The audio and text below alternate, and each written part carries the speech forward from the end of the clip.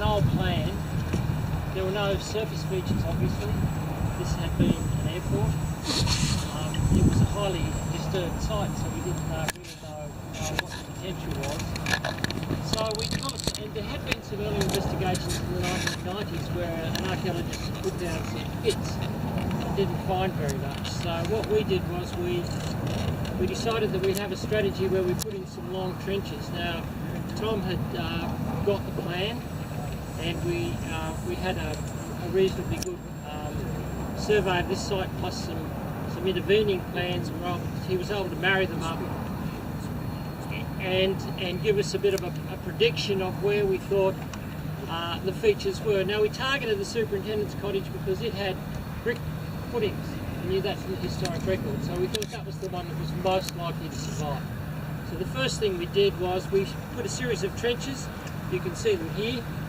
We did one, they're about 30 odd metres long, one there, one down there, and one up there to try and intersect any evidence. The only evidence that we came across at the time was really, you can see the trench here that we did, this one here, and we intersected this wall, what looked like the remains of a wall. And we're pretty confident because of the match with the map, with the original plans of the site, we were pretty confident that we had found part of the superintendent's cottage. Okay. We then moved to other parts of the site, and again in order to determine whether there are any remains, what there might have been, and so forth, what artefacts might be there, how dense the artefacts were, their condition, etc. And we found some evidence. We didn't find anything like this, but we found some evidence over that side of the site. We didn't do all of the site, but wherever we went, we found some evidence, either artefacts, or in one case we found the remains of what we thought was a stone path.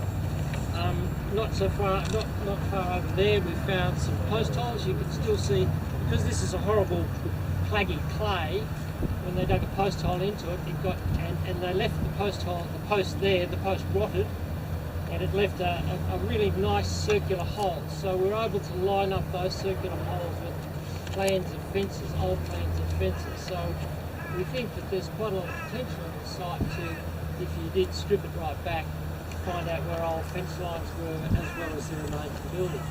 So on the table over here we've got some artefacts. Now there's nothing really flash or fantastic, but all the artefacts we have either relate to the World War II activities or to the early penal settlement, or the later farm, when it was a farm. We've got some porcelain that dates to the 1850s. Okay, so but most of the stuff we have substantiates the story of the historical story that we have of the farm. And just to tell you what we've got here, we've got the remains here, and then we've got this fill, and this little thin black line here is the American World War II airport runway. And then we've got on top of that, we've got some more fill, and we've got some probably the 1950s runway, and then it was beefed up again in the 1960s. Like that. But if we look over on here, we can't see it so much on that side, but on this side, you see we've actually got quite a story of deposition. So this is the original surface. We've got one episode of filling here. This has got lots of charcoal. It's quite sandy, and that's a layer of fill. And then we've got another fairly substantial fill. We think this one relates certainly to the American airport, where they've made a substantial amount of fill across the ground, and then they put their runway on top of that. This first fill, you can't see it very much from this side, but it's much clearer here.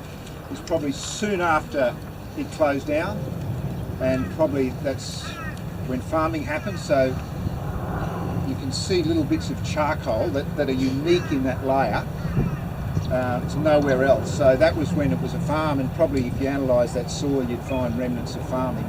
Yeah, and then the fill for the airport after it. Did you mention about the shoe, Richard? No. We found this shoe, and we got so excited. You know, a convict shoe.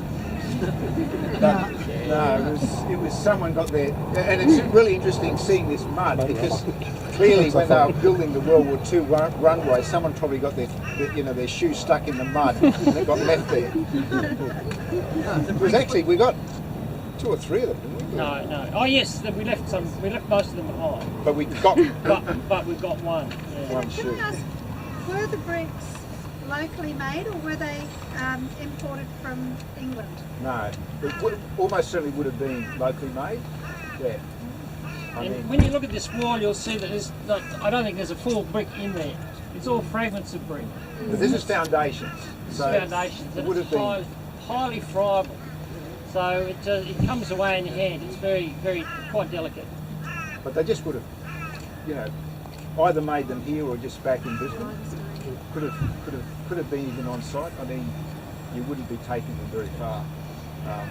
So they're all very confident that they're locally made bricks. You wouldn't have, in the 1820s, just not had the shipping probably to sort of bring them in. What's the future of the project now? What happens from here? Well, actually, on Monday we do this interview. It's a shame you can't get some sort of perspex, some sort of perspex on the top of it and put some layers of people could walk over the top of it. Well, that has been thought, and it's still a possibility. I mean, what we're going to do, we'll fill it with. We'll put like a geofabric around it, and then it won't be So geotextile, but it'll be one of those geofabrics, and then infill it with a fairly clean type of fill, whether it's a small pea gravel or sand or something like that, so that if you need to, and then it'll be topped with dirt, and then if it needs to be reopened at some stage, it won't be the sort of drama that we had here. And you've been told about the interpretation centre, and when you've got a hole like this, it just depends upon the cost of available expertise, but I mean, these things can now be mapped in 3D in great detail, and you can reproduce models, or you can cast it. It's much harder casting it, but it can be done. So there are all sorts of ways to reproduce, to get a reproduction and have it somewhere. So does this change your idea of where you think some of the buildings may have been? No, it only confirmed it actually. I mean, even more so, because when we had this trench, we had that much brick showing. Look, was it happen chance a bit of rubble? And I mean, there was a consistency about it, but this certainly has really altered the perspective. Clearly, no questions now. This is part of the building. No questions, it's part of the superintendent's quarters. I mean, it's just, if you look at the whole of that was a very substantial building. This is a pucker building for the superintendent. And if you just traced this around, I would, think there's a high probability we'll find the foundations of all of that building. I mean, if this survived, there's no reason why the rest of it hasn't survived. So that's on that southern side, is it? No, more this side.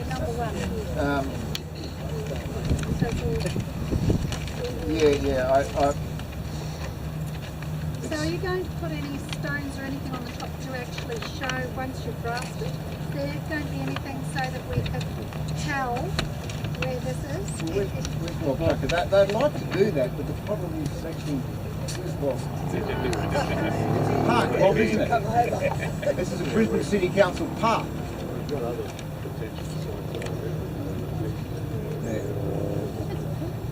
So they can't put stones in a park because they get into trouble. I mean, no, but if you put like a large paving stone that you can mow over. Anything. Like a decent tree, exactly. It is recreational now. Yeah, look, there's ways and means considering of sort of leaving that mark in This there. is used regularly. We won't get into it. It would be good. It would be. There's a lot of. Look, we could be here all day talking about the sort of schemes we had for this park, how to interpret it. But I think the really critical thing is, in some ways, this has really confirmed that there is stuff here. I mean, 7 years ago we thought, there is some stuff here, but it still could be just a few fragments. But now we clearly have got a whole building, and that's the really, I think, important thing that we didn't know 6 days ago. The other thing is, it's highly unlikely you're going to get someone nipping over the fence to pothole and find something. It's just not going to get anywhere. So, in some ways, it's quite well protected. We haven't. All the technology in that to actually, because of the thickness of the runway, to do some sort of mapping of it through ground sensing radar. It's not possible. I think it would be pretty hard. Pretty hard through that. That's the stumping block. The great stumping block. What you would map, you'd map where all the runway is. Yes, I mean, it's been an obstacle. Trade Coast, when they were developing this, they intended fully to take all the runway up, thinking it'd be easy. But when we did our work and they realised how hard it was just to dig a little inch, we'll leave it here and turn it over. With your schematic map, on that map there's not where all the convicts and the guards etc. would have dumped all their rubbish. Was there a dedicated rubbish dump?